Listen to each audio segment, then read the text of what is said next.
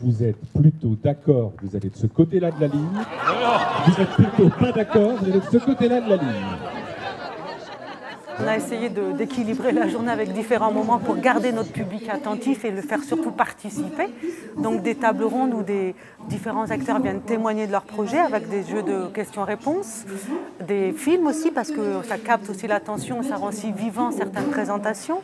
Également aussi un temps peut-être plus formel d'explication, d'apport de connaissances un peu théoriques pour qu'on partage les enjeux. Et puis également des moments plus ludiques pour pareil recapter l'attention et puis aussi créer un peu le débat, questionner, interroger, se questionner tous ensemble. Et puis aussi soulever l'impossible, parfois se dire s'il a réussi à le mettre en œuvre, c'est que nous aussi on peut y arriver. Donc voilà, ce partage d'expérience, c'est un rôle important. Et puis ça permet aussi dans toute la région, parce qu'on le fait par secteur, mais dans toute la région, il y a des gens ici aujourd'hui qui sont venus, quelques-uns, notamment de Nord-Mayenne ou de Sarthe.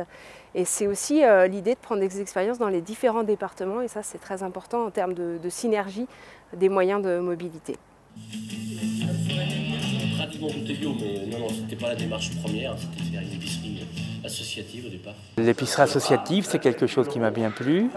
Le West, le site de covoiturage, on y réfléchit. On s'enrichit du coup et on va pouvoir ramener ça sur notre territoire pour voir ce que ça peut créer comme interaction après notre territoire. C'est pas venir copier et coller, c'est plutôt avoir des nouvelles idées et puis les proposer, les enrichir. Tout ce qui va être mobilité de pédibus, avec les vélos, les enfants, ça me semble très praticable et facile à mettre en place. Nous, on pense que c'est par le faire ensemble qu'on arrive à progresser dans les territoires. Et donc, une journée, pour la réussir, il faut que tous ces publics s'y retrouvent. Et moi, j'ai une conviction, c'est lorsque les gens viennent à une journée comme celle-ci, organisée par le réseau rural régional, c'est qu'ils repartent au moins avec quelque chose.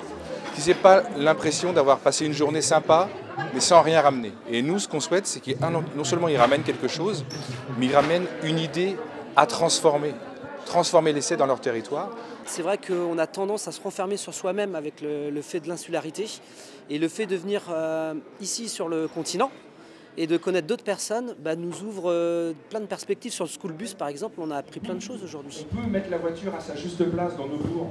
On peut renouer cette audace-là. Donc le projet, pour ça, il est génial. Et on va retourner à Lille-Dieu avec quelques adresses intéressantes. C'est ça, c'est ça. Voilà.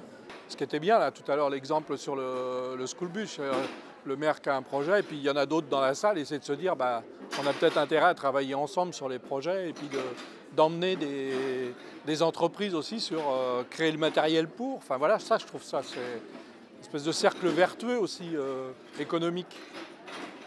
Partout dans les territoires ruraux émerge de l'innovation, de la créativité, de l'inventivité et des solutions. On est dans le temps des solutions, on n'est plus dans le temps de l'incantation. Et ces séminaires-là, ils servent à ça, passer de l'incantation au temps des solutions. Et c'est pour ça que les gens repartent avec le sourire et l'envie de faire. C'est ça qui nous intéresse, nous. La prise en compte de l'écologie est aussi forcément un sujet qui va modifier considérablement nos fonctionnements de vie journalière. Donc forcément à nous d'être innovants pour pouvoir répondre à ces besoins.